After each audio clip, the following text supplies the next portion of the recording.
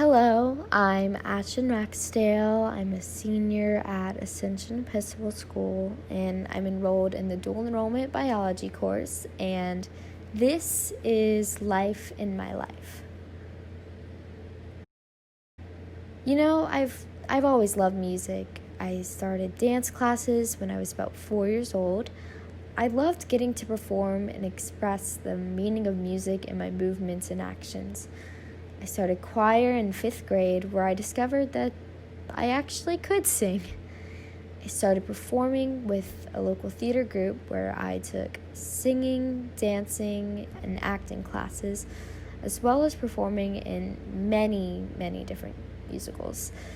Even in high school, I haven't let that passion die. I've now performed in over 20 shows. I'm in my 8th year of choir. I still take vocal lessons. I'm learning piano and guitar through school. And this year, I even decided to join our school's Gator Rock band. So, where may this passion have come from, you might wonder? Well, I have 2 words for you. Baby Einstein.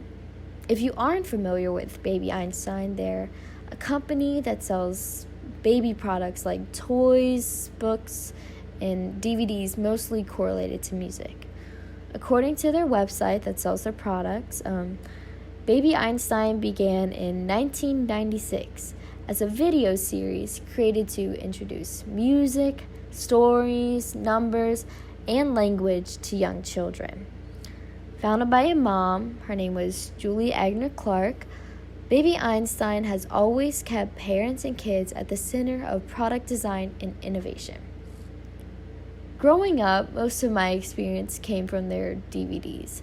Each film would typically be based upon a theme like ocean or farm or a different composers such as Bach or Mozart. The DVDs would show elements from toys, puppets, real-life scenery, and colors while music played in the background. I was especially drawn to the ones based upon the composers. My mom says that I was mesmerized by it all. The only way I would stop crying was if my mom put the films on. I continued to watch it even when my sister was born and even into her toddler years.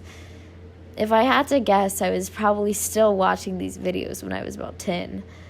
There was something so calming yet stimulating about it. To this day, I still very often listen to classical music. It helps me focus when I do work and even helps me fall asleep. I actually had my favorite classical playlist on as I was making this presentation.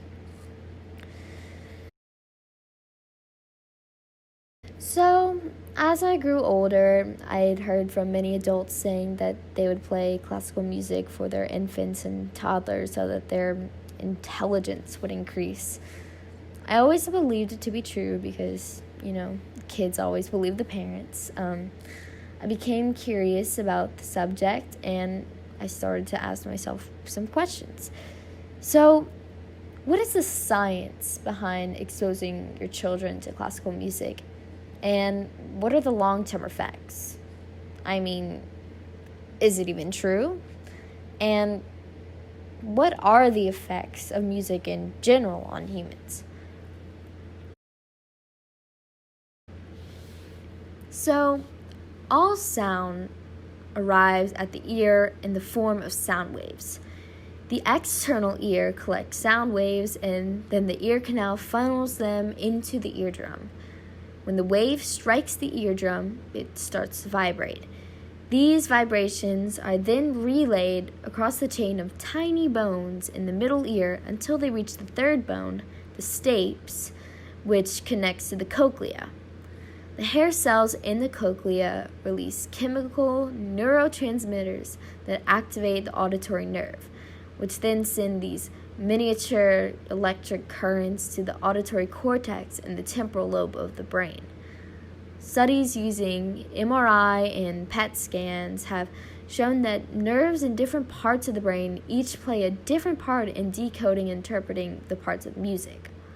For example, A small area in the right temporal lobe is needed to understand pitch, which forms the basis of melody, chords, and harmony, all essential to music. Very close to this is another center responsible for decoding timbre, which is the quality that allows the brain to distinguish between different instruments that are playing the same note. A different part of the brain, the cerebellum, processes rhythm, and the frontal lobes interpret the emotional content of the music.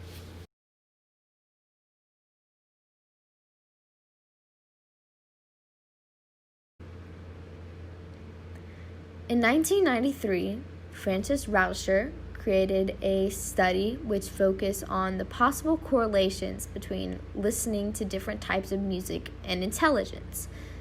Soon after, the study started the notion that listening to classical music, particularly Mozart, made you more intelligent. As a result, people started buying and playing Mozart to their children, thinking that it would increase their intelligence. This is about the time when Baby Einstein became popular. However, the study only demonstrated a small benefit in the area of spatial reasoning as a result of listening to Mozart. And the limited results showed that a person's IQ increased for only a brief period of time, no longer than 15 minutes, after which it returned to normal. Other studies have not been able to replicate even the 15-minute bump in the IQ. So, now we know that listening to Mozart doesn't actually increase IQ. I have to admit, I felt kind of disappointed when I did the research and to find out that what I believed for so long wasn't true.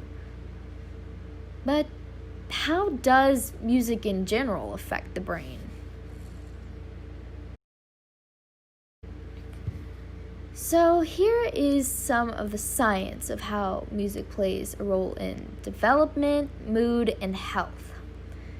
Music releases a chemical called dopamine, a neurotransmitter that sends signals in between nerve cells in the brain. Music can trigger anticipation, which helps recap the past and predict the future. The brain is not only affected by listening to music, but by playing it too.